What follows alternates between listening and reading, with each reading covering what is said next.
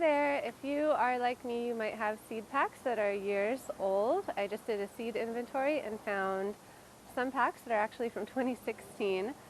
So I would like to know how viable the seeds are before I dedicate garden space to them. So what we're going to do today is a little germination test. We're going to take 10 of each seeds. I made labels for each one to keep them straight. We're going to moisten paper towels, put them in a baggie, and stick them on top of the fridge, leave them there for a couple days, and then come back and check. So what you need for a test are paper towels that you want to fold into quarters so that they can fit inside the baggie. You do want to have your labels so that once they're out of the pack, you know which seeds are which. I'm going to put these on the outside so they stay dry. I can reuse the baggies later. And that's what we'll do. So here I have collards from 2017 and 2019. They're different varieties, but I think that's okay in terms of our test.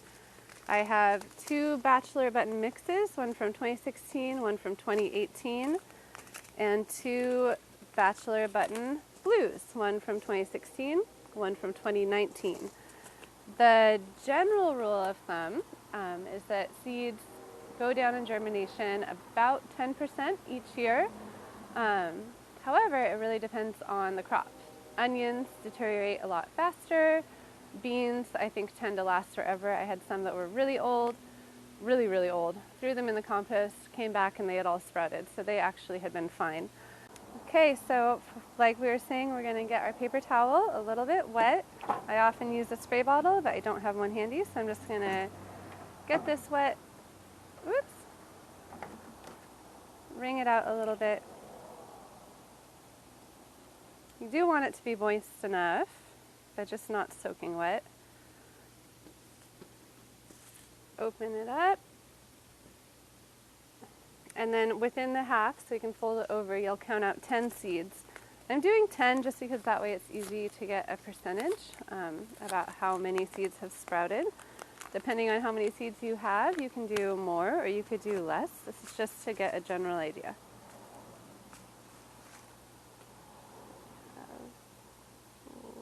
1, 2, 3, 4,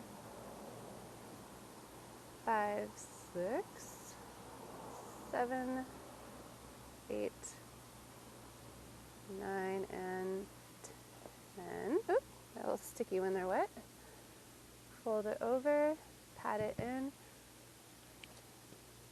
And then to make sure that I know which is which, these ones are from 2016. Usually the date is on the back, either on the top or the bottom. Open this up.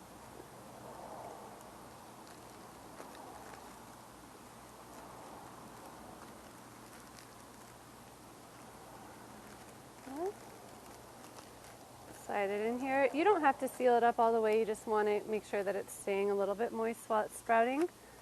And put the label on. Then it'll go on top of the fridge and we'll check back in a couple days.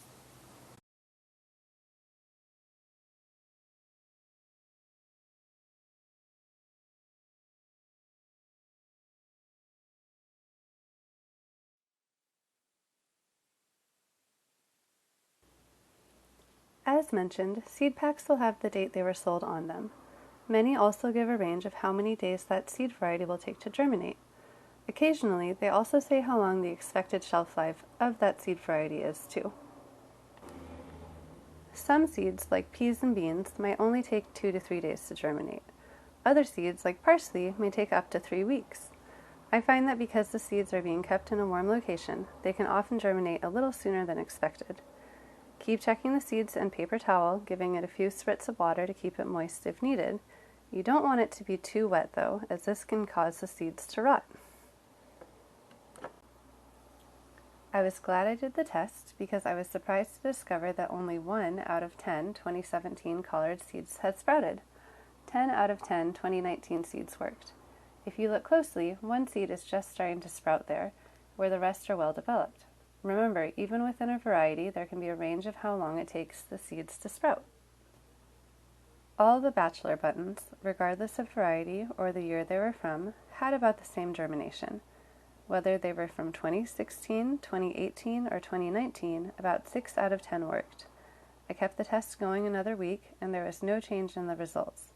This lets me know I should sow about twice as many seeds as I would like to have plants, since germination was close to a 50% success rate.